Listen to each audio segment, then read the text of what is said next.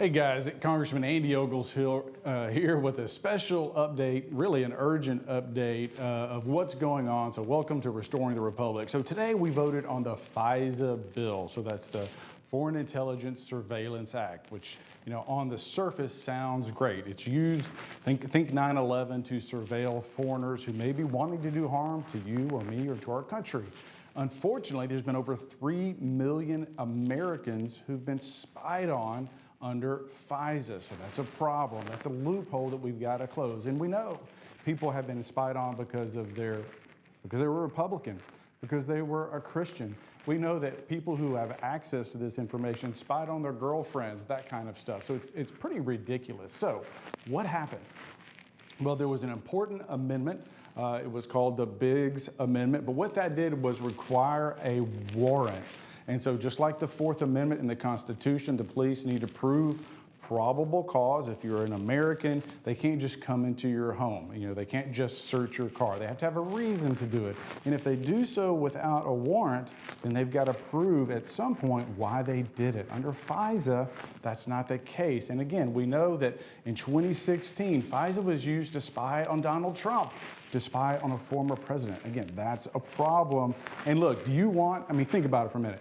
How many Americans really want the government to have the ability to read every one of your texts or images that you might send, your personal emails or your personal messages that otherwise you think disappear, but do they?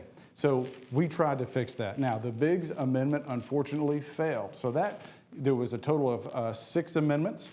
Fast forward to final passage. So myself, Congressman Green, Desjardins, for example, we voted against final passage. Now, there was a victory. There was a victory in that we held it up, we forced a vote, is that it went from a 5-year authorization to a 2-year authorization. So that's a win. I'll be honest with you. That's better than it was, because what that does is that puts this bill under, presumably, President Donald Trump, and we can come back and we can fix it again. We can make it even more protective of your rights. So again, we know the government's spying on Americans. Actually, we know they've spied on some congressmen as well. So that kind of stuff needs to stop. So it passed on the House floor.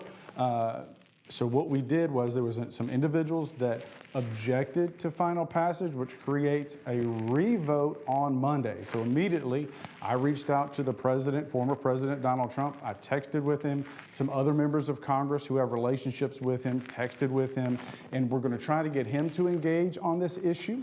We're additionally there's some of the conservative groups out there are going to try again, we want to tighten this up. There's another bill next week that Warren Davidson has that would make this better. So the fight is not over, but this is what John Quincy Adams talked about when the House of Representatives was the people's house. It's where you argued, it's where you debated, and that's where the people's work was really done. And that's what we're doing here. So we did have a victory in that the reauthorization of FISA went from 5 years, which would take it beyond President Trump, to 2 years. Now what we're trying to do is make it so that your rights are protected as we go forward. So it's not perfect. Myself, Congressman Green, and many others, Desjardins, voted against it, and we're going to continue to fight to keep the government from spying on you. With that, this is Congressman Andy Ogles with a special edition of Restoring the Republic. Thank you, and God bless.